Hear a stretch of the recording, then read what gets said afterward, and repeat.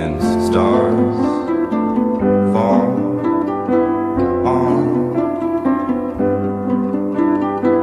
stars fall on.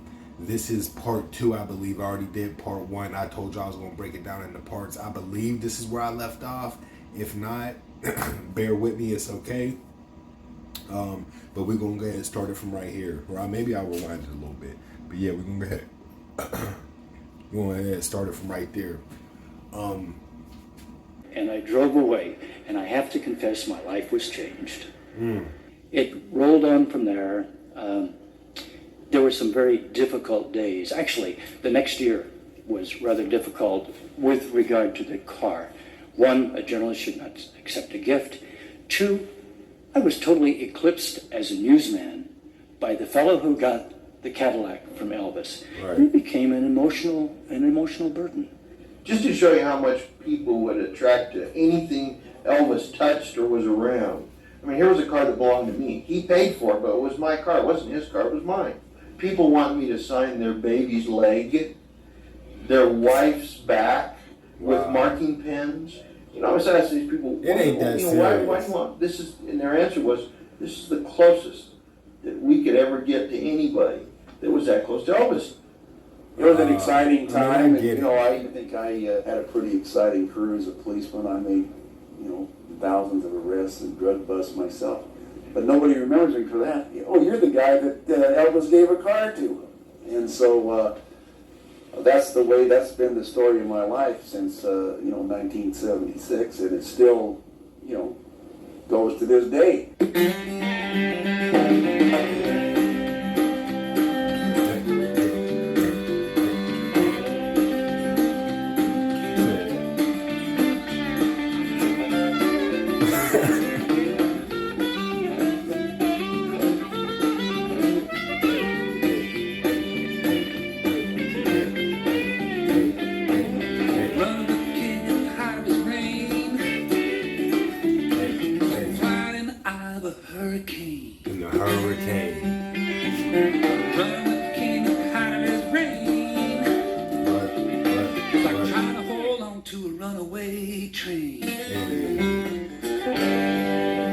I tell you, 200 Cadillacs plus, and you're giving Cadillacs Elvis away. had 2 pairs of glasses that he gave my husband, and one time when my husband was leaving his house, Elvis said, "Ed, you forgot your glasses," and my husband said, "Those aren't my glasses, they're yours." He said, "They have your initials." Oh shit! Like my TCB, that's there forever.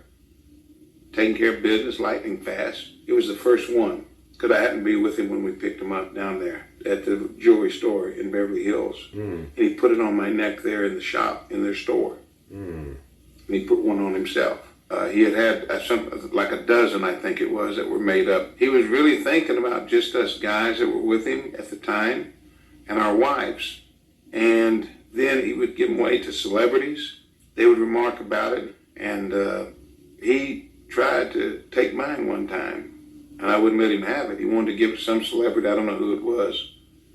And I said, no. And he said, what do you mean, no? I'll get you another one. And I said, no, you can't get me another one, Elvis. This is very special to me. It's the first one and that you gave out, and I want to keep it. I'm going to keep it. Yeah, see, like, that was, now shit like that, I'm not saying nothing bad about Elvis before y'all start going all crazy in the motherfucking comments. I love Elvis. I'm just saying you get the celebrity, you get whoever the fuck, you don't give somebody something. He said, no, go ahead and wear it. And later on, fuck the other celebrities. I went to him, I said, Elvis, I hope you're not angry about that, man. He said, no, hell no. It means a lot when you give I know somebody what you something. mean. He said, I appreciate that. Yeah. And that was it. He never asked me for it again. The first gift Elvis ever gave me was a beautiful diamond cross. Damn. And it's in an old-fashioned looking mounting. It's very beautiful. All right, so the one thing that I see here on this 200 Cadillacs, it's not just the Cadillacs. You know what I'm saying? It starts with the Cadillacs, I guess, because that's what he was started to give first. But right now they're talking about not only him giving away Cadillacs, but him giving away, items such as jewelry or clothes or sunglasses, you know what I mean, accessory shit like that. So that's what's up. Not including him giving to charity as well. I think that was King of Kindness. I don't know if I did the full King of Kindness or if I should do a part 2. I'll figure it out. But yeah, that was King of Kindness. He was giving, you know, to charity and stuff. So, you know, this is very good to see that he's giving jewelry, not only cars, but jewelry and other items such as glasses, shit like that, you know. Very beautiful, and I wear it occasionally. The second gift he ever gave me was the car. Mm-hmm. And then the third gift he gave me was my TLC chain. And of course I wear this all the time. And it has both of our names on the back of it and the day he gave it to me. Crazy. And then for Christmas that year, he gave me a 21 karat aquamarine ring. Damn. He gave me a mink coat, and it's silver gray, and he said, this is to match your hair. He was always giving gifts. Always. That's what's up. That's some shit I do, man. I just get it. So he brought the mink coat to my house.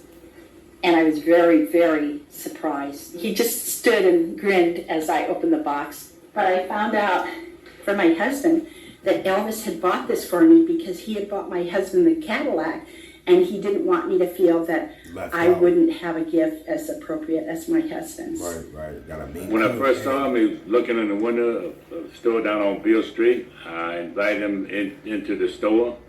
And I showed him around, showed him what was happening. He said, sir, I don't have no money right now. He said, but when I get rich, I'll buy you out. I said, do me a favor, don't buy me. I'll just buy from you. And he cut a couple of records all at once. Come back, as Mr. Lansky said, I got to have some real sharp clothes. I'm going on television. The first one that ever put a flip collar on Elvis was me. And from there, he liked it. He had that ducktail hair back. When I pulled it up, blew his mind. And from then on, that's what he started wearing. He thinking I am very looking terrible, so he gave to me a leather jacket and then many different clothing. I'm not good dresser. He bought lots of clothing for me. About every 6 months, he'd give his clothes away, and to a few of the guys that were closer to his size, like Jerry Schilling and a few others, we got his jackets, and I'm about maybe 2 inches, 3 inches taller than Elvis. So he gave me shirts and everything was just a little. You know what's funny? Is like I always look for longevity, you know, in life in general. My biggest thing is longevity. So even certain shit that I buy. So look, listen. Certain shit that will be on my YouTube channel for you guys to shop. He had a great heart, and if he had anything if you complimented the shirt he had on, well, he'd almost take it off and give it to you. That's just the way he was.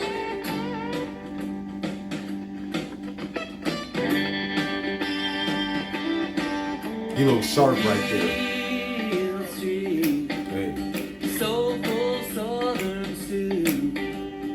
Integrated, fascinating, wrong.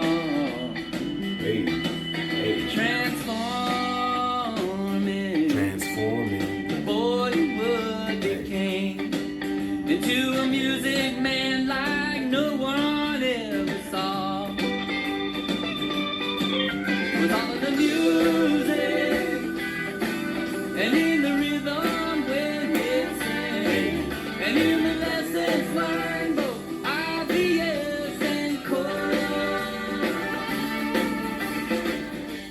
He was a good man, wonderful man. Had a temper, we all know that. Had a huge ego, we all know that, but I don't think you can find a superstar that doesn't have one. That's what makes him so special.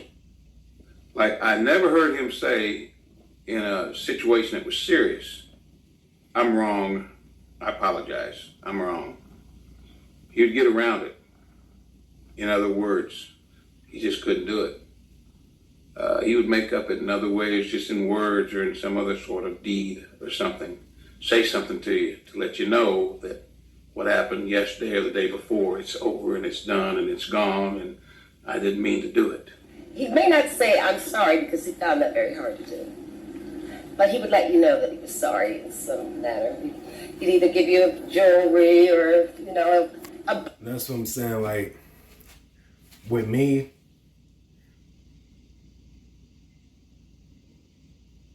I will apologize, but I'm not gonna keep apologizing with me as far as I go. I'll say sorry. It all depends. Like, sometimes I might feel like I want to say sorry again and again and again, but I have a limit as well when it comes to shit like that.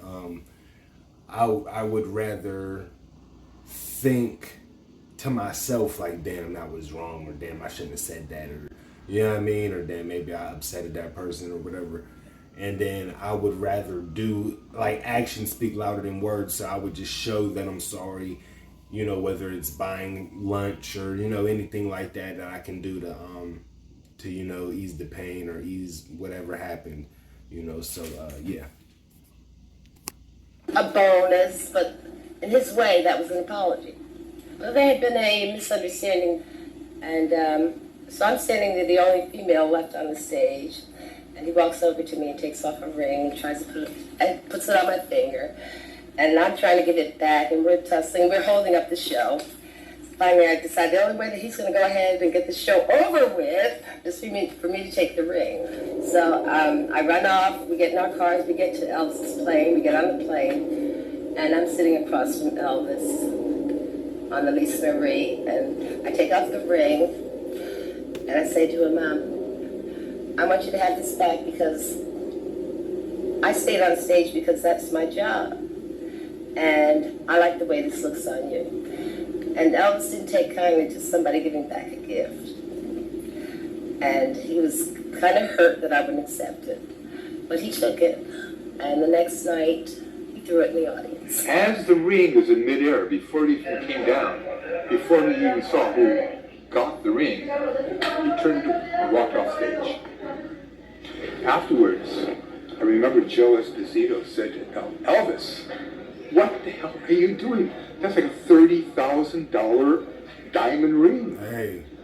Why did you do that?" And I said, I'll tell you why I did that. He said, I just, that voice inside of me, that still small voice, just said, someone needs that ring more than I. He said, I can buy a ring of all the rings I want. When he put his rings on, they would put Band-Aids, flesh-colored Band-Aids, around his fingers in front of the rings, so that when he'd do his routine going down and shaking hands in the front of the stage, nobody would be able to pull these rings off. Right, right. This particular night, after about the second or third night of wearing this one ring, he was getting ready to go out, and he said, "Don't put one there." It didn't mean anything to me, but Joe looked at me and he said, "He's going to give that ring away."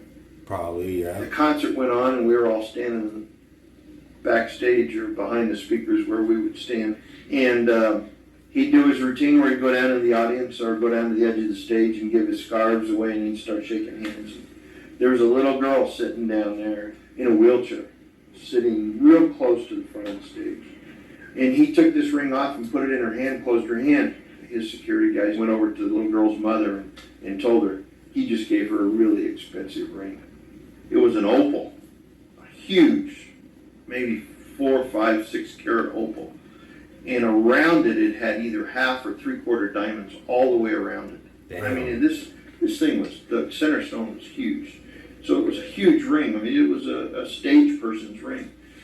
And I remember that it cost somewhere in the neighborhood of $35,000 or $40,000. That kind of stuff. And there was never any news press about that.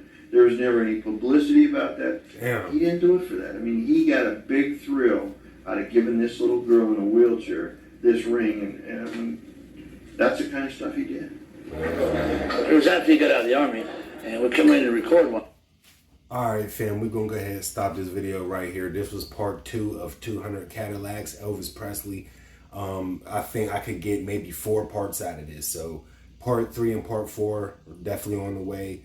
More Elvis, Madonna, and so on. I'm gonna branch out a little bit today, and I'm gonna do a little bit more content, switch up different content, do some different artists and shit. But I know you guys want to see Elvis and Madonna and shit. So yeah, 200 Cadillacs, Part 2, Elvis Presley. Let me know down in the comments what you guys think about Elvis Presley. Let me know anything else that I need to know about him giving shit away, or you know, music, anything, movies. Just let me know down below anything that I don't know or that you guys haven't told me yet. So it's Cap Ads, we in the theater. I'm out. Road to 1,000 subs. And stars fall